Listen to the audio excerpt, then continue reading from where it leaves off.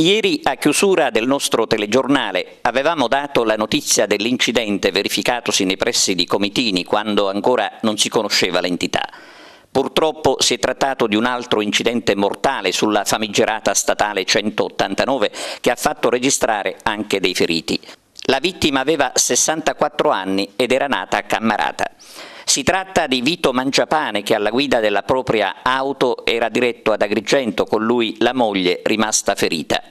E mentre si indaga sulla dinamica del sinistro, non mancano le accuse nei confronti di chi non sta facendo proprio nulla per migliorare il tracciato della statale.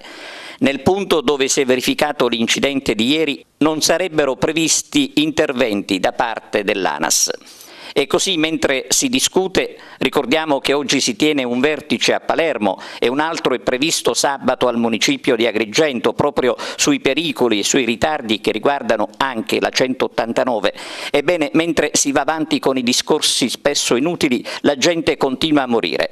Insomma, mentre a Roma si discute, Sagunto viene spugnata. Forse mai come adesso ha valore la storica frase che dice tutto sulla scarsa attenzione nei confronti di strade come appunto la 189, vere e proprie trappole per automobilisti. Sull'incidente di ieri un invito all'ANAS a lavorare per migliorare il tracciato è arrivato anche dal sindaco di Cammarata Vincenzo Giamprone, che si unisce a coloro che da tempo definiscono la statale strada della morte.